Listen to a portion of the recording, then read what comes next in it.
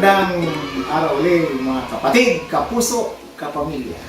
Ito na uli ang inyong kusanirong gala. Merong ihahandog sa inyong lutuin.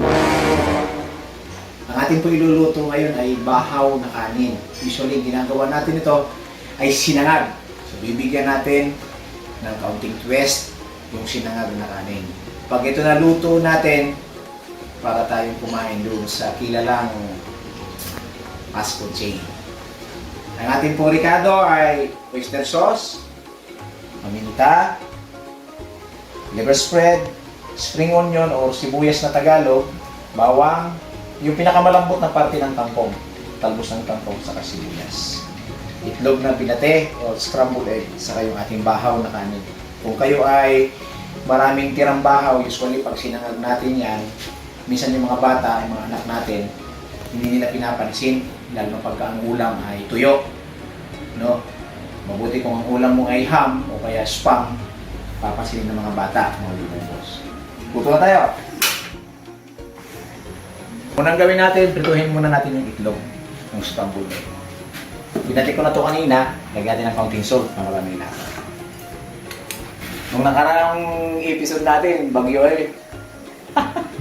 Minola. Oh, ngayon, minola. Minola na naman ang gagamitin natin. Libre na yung kanilang ano eh. Advertisement, no? Prito muna natin yung itlog.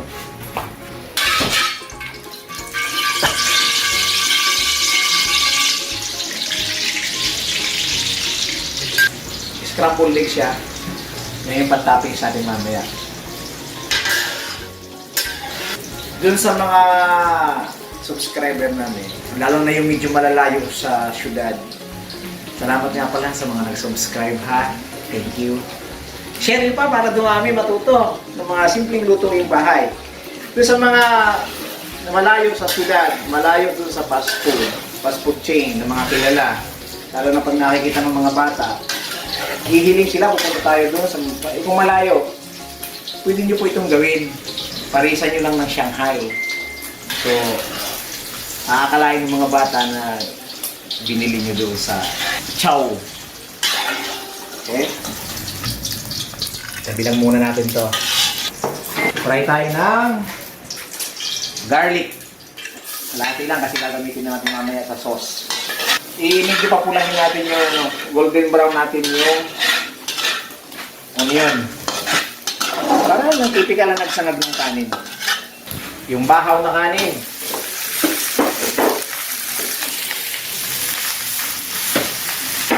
Hinaan natin ang apoy, baka dumili. Yan. Medium.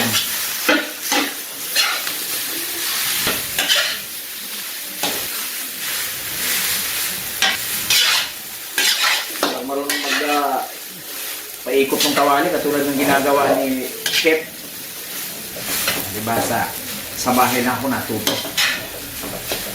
Kung ang inyong bahaw na kanin ay masyadong malagkit o kaya yung nagtutubig na, ibig sabihin yung parang halumanis na, huwag nyo nang isangag, huwag nyo nang gawin ng ganito. Magmumukha na siyang biko. So, pangit. Kailangan yung magandang klaseng bahaw. Katulad itong aming kanin ngayon, medyo hindi siya dikit-dikit. Ito yung magandang isopan. Pwede rin nyo po lagyan ng kaunting salt yung rice para may lasa siya. Pero sa akin, hindi ko na kasi babawin ko siya mamaya sa sauce. Pag nag-fried rice kayo para dito sa lutuin ito, huwag nyo tipirin sa apoy. Yung nakasan nyo ng kaunti para mag-evaporate yung tubig na naipon ng kanin. A few moments later. Okay na to. Tabi lang muna natin, gagawa tayo ng sauce. Ito muna. Okay. Mantika ulit. May mantika na yun, kaya tantyahin nyo yung mantika dito kung masyado madami. Kasi may mantika na yun. Garlic. Okay.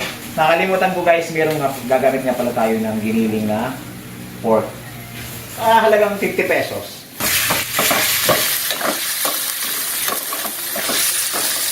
Yung pagluto sa giniling, huwag ninyong pagpupulahin o i-overcook kasi titigas. onion. Bakit huli ang onion? Para yung bango ng onion, sumuot doon sa giling.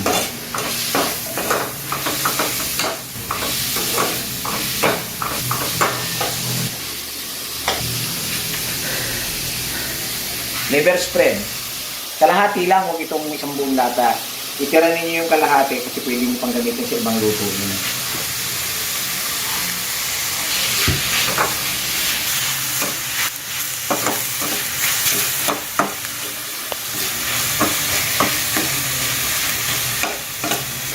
Brown paper. Huwag masyado madami, baka hindi makain ng mga bata. Kunti lang. Oyster sauce. Oyster sauce, sa ganung karaming kanin, mga 1 kilong kanin yun eh. Kalahating cup na oyster sauce.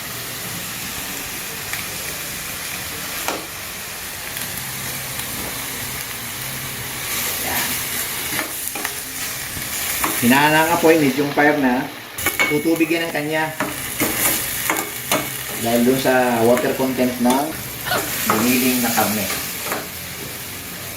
Okay. Habang hinahantay natin yon, maluto, tatantarin na natin itong itlog para sa toppings.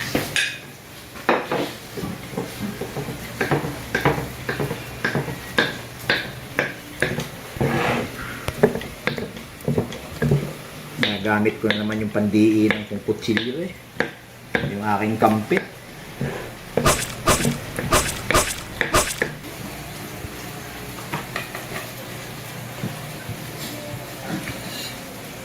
Balikan natin yung ating sauce.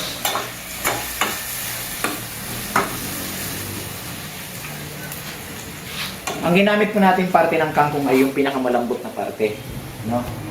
Yung sa dulong-dulo ng talbos. Yan. Alam ko sir, hilig mo ko sir eh. Makakalimutan mo ulit pangalan mo nito mamaya. Nah. Delikado yan. Okay. Kaya kailangan natin maluto yung kangkong.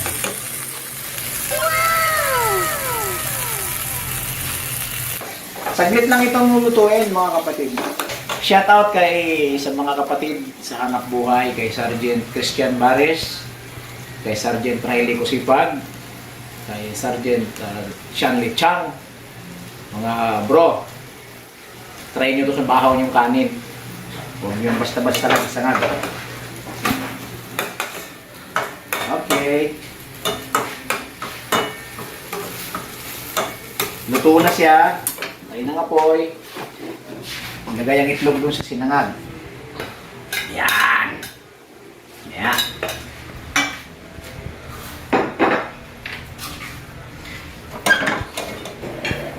Idagdag yung niluto nating sauce. Yan. Woo!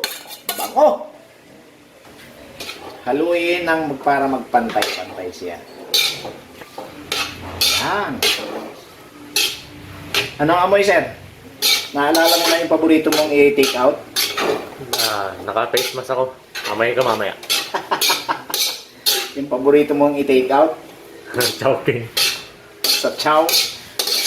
Ito na yun. Hindi nagkakalayo yung lasa nito. Maguguyong ang mga pamangkin mo rito. Sabihin yan eh, galing doon sa chow. Pero diba? Tawag dyan Chowpids. Chow pigs. Kalaban ng Chowking. Chowpids. Baka magalit sa atin yung Ay, hindi. korporasyon. Hindi. Haluin nyo lang para magpantay ang halo nung sauce na ginamit natin, ginawa natin. Here sa lamisa. Yan, para madaling haluin. Haluin nyo lang ng haluin po na magpantay. A few moments later. Okay. Tol. Haluin nyo lang po para magpantay yung sauce doon sa rice na nilagay natin. Ang last natin na ilalagay ay ito. Spring onion. Lalabas natin natin kampet. Parang ping-ping-ping lang yan.